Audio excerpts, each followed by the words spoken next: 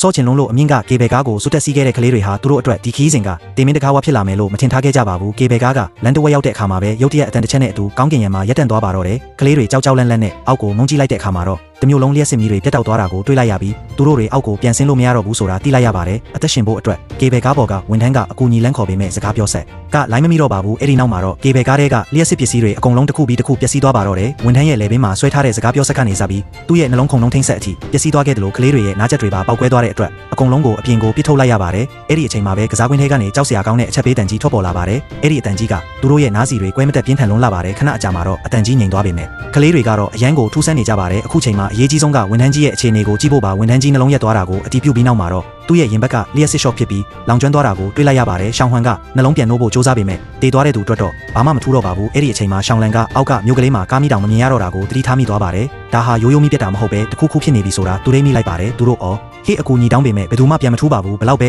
ဘယ်သူမှရှိမနေပါဘူးသူတို့တွေဝန်ထမ်းကြီးရဲ့အလောင်းကိုအပြင်ပစ်ထုတ်ဖို့ကြံစီကြပေမဲ့ပြဿနာတက်မှာဆိုလို့ရှောင်းလန်ကတားမိခဲ့ပါတယ်ညရောက်လာတဲ့အခါမှာတော့အပူချိန်ကအရန်ကိုကျဆင်းလာပြီးအေးခဲလာပါတယ်သူတို့တွေအပူရဖို့ရှာဖွေကြပေမဲ့မိချောင်းလေးအနှဲငယ်ပဲတွေ့ပါတယ်အဲ့ဒီအချိန်မှာပဲဝန်ထမ်းကြီးရဲ့မျက်နှာပေါ်ကပူဝါကလှုပ်ရှားသွားတဲ့အတွက်သူတို့တွေတရေချောက်ပြီးဆိုပြီးအရန်ကြောက်လန့်သွားကြပါတယ်ဒါပေမဲ့တေချာကြည့်လိုက်တော့လေတိုးလို့လှုပ်တာဆိုတာသိလိုက်ရပါတယ်အေးတန်ကပိုပြင်းထန်လာတယ်လို့ကောင်းကင်မှာလည်းထူးဆန်းတဲ့အလင်းနှန်းတွေပေါ်လာပါတယ်ကြီးကန်းအုပ်ကြီးကလည်းကေဘဲကားကိုယူသွတ်တယ်လို့လာတိုက်နေကြပါတယ်သူတို့တွေအသက်ရှင်ဖို့အတွက်ဝန်ထမ်းကြီးရဲ့အင်ဂျီတွေကိုချိုးဝှက်ကြရပါတယ်နောက်ဆုံးမှာတော့သူတို့တွေလူတွေအလောင်းကိုအောက်ကိုပစ်ချပြီးအာယုံဆိုင်အောင်လှုပ်ဖို့ဆုံးဖြတ်လိုက်ကြပါတယ်အဲ့ဒီနေလန်းကအောင်မြင်သွားပြီးလုံခြုံရေးဝန်ထမ်းတယောက်ကသူတို့ကိုတွေ့သွားပါတယ်ဒါပေမဲ့သူတို့ရဲ့အပျော်တွေကခဏလေးပါပဲသူတို့အော်တန်ကြောင့်တောင်ပေါ်ကနင်းတွေပြိုကျလာပြီးလုံခြုံရေးဝန်ထမ်းကိုနင်းတွေအောက်မှာမြုပ်နှံသွားပါတော့တယ်သူတို့တွေမျောလင်းချက်မဲ့သွားကြပါတယ်အောက်မှာနင်းတွေထူထပ်နေပြီဖြစ်တဲ့အတွက်ခုံချဖို့ကြံစီကြပေမဲ့ဘယ်သူမှမရဲကြပါဘူးနောက်ဆုံးမှာတော့ရှောင်းဟေးကခုံချဖို့ပြင်ဆင်နေတော့မှပဲပြင်းထန်တဲ့လေတိုးမှုကြောင့်ခေါင်းနဲ့တိုက်ပြီးတတိမေ့သွားပါတယ်နောက်တနေ့မနက်မှာကယ်ဆယ်ရေးတွေရောက်လာတဲ့အခါမှာတော့ရှောင်းဟွမ်နဲ့ရှောင်းဟေးတို့ကအေးခဲပြီးတေဆုံးသွားကြပါပြီးရှောင်းလန်တယောက်ပဲအသက်ရှင်အင်ဂျန်ရေးပါတော့တယ်တကယ်တော့ရှောင်းလန်ကအင်ဂျီအထူဆုံးကိုအရင်ဦးအောင်ယူဝတ်ထားသလိုသူငယ်ချင်းတွေအိမ်နေတော့မှလည်းချောကလက်ကိုတယောက်တည်းခိုးစားထားခဲ့တာပါဒီဇလန်ကဘေးအနေနဲ့ရင်ဆိုင်ရတဲ့အခါလူသားတွေရဲ့ကိုကြိုးစွမှုနဲ့ကိုကြိုးရှာမှုကြားကမတူညီတဲ့တဘာဝကိုမိမောင်းထိုးပြထားတာပဲဖြစ်ပါတယ်